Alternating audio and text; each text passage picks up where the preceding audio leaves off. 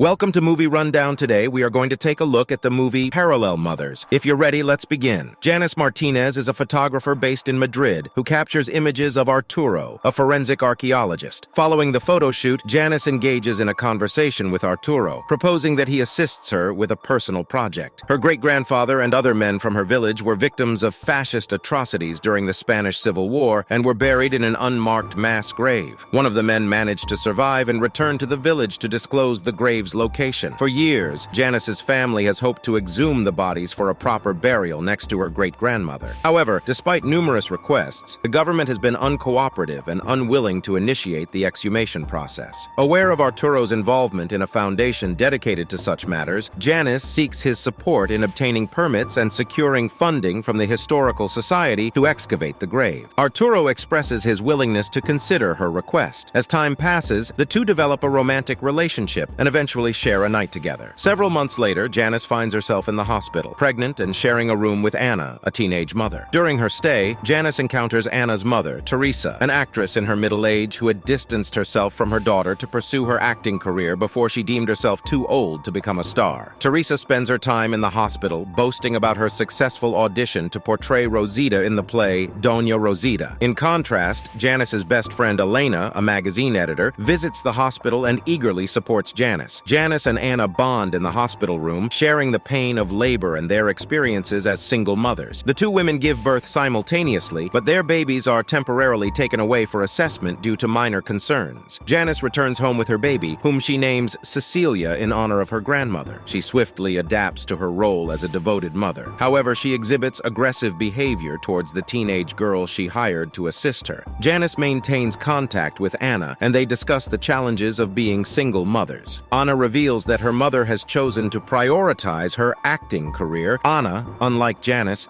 struggles as a single mother. When Arturo visits to meet the baby, he is taken aback by the baby's darker complexion, unlike both him and Janice. Janice speculates that the resemblance may be due to an ancestral connection, but Arturo vehemently denies being the father. Janice firmly believes that he is the only possible father, but Arturo remains unconvinced. Janice realizes that a mix-up may have occurred since both she and Anna had their babies under observation simultaneously. Instead of ordering a paternity test, Janice opts for a maternity test, swabbing both her mouth and the baby's mouth and submitting the samples for testing. Upon receiving the results of the maternity test, Janice discovers with 99.9% certainty that she is not the biological mother of the baby she has been caring for. Shocked, she attempts to contact Arturo, but he is unavailable. After careful consideration, Janice decides to keep the information to herself, choosing not to change the babies after forming a strong bond with her current child. Time passes, and Janice visits a cafe near her home, where she coincidentally encounters Anna, whom she hasn't heard from in a long time. Janice invites Anna to her apartment up the road, where Anna reveals that her baby, Anita, died from sudden infant death syndrome, or crib death, an unpreventable occurrence where the baby simply stops breathing during sleep. Janice requests a photo of Anna's deceased baby, and upon viewing it, she notices a striking resemblance between the child and herself, specifically in their shared light features. Janice offers Anna a live-in maid position, subsequently dismissing the previous teenage girl due to incompetence. Anna now assists Janice in caring for baby Cecilia. Janice discreetly collects mouth swabs from both Anna and Cecilia and sends them for DNA testing. The results confirm with 100% accuracy that Anna is indeed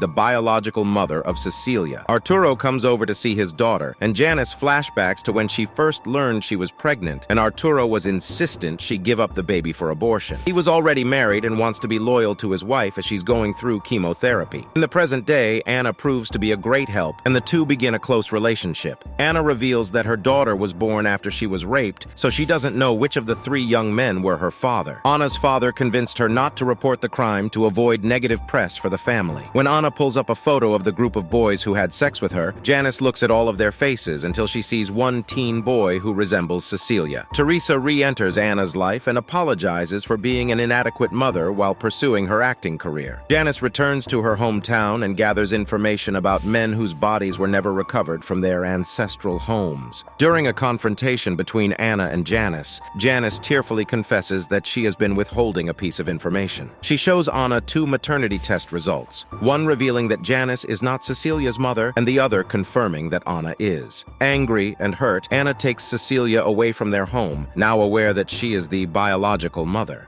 Janice's heartbreak deepens, and she must also inform Arturo that Cecilia is not their daughter due to a hospital switch. Arturo comes to Janice's place and comforts her as she mourns the loss of her biological child, leaving her childless. The next day, Anna reaches out to Janice with a clear mind, suggesting that Janice be welcomed into Cecilia's life, just as Anna was welcomed into Janice's life when she believed Cecilia was her daughter. Months pass, and Janice finds herself in her childhood village, where surviving relatives gather as the Foundation excavates the suspected mass grave site. As skeletons are recovered, it becomes evident that they have indeed found the correct location. The objects mentioned by the relatives earlier are found with individual bodies, aiding in identification. Finally, after more than 80 years, the families can find closure. Anna arrives at the site with Cecilia, and Janice is overjoyed to see them. It is also revealed that Janice is now pregnant again, carrying Arturo's baby, a chance for her to experience motherhood after the loss of her first child. If you enjoyed the content, please consider liking and subscribing to show your support. By doing so, you'll stay updated with future content and help us reach a wider audience. Your support means a lot to us.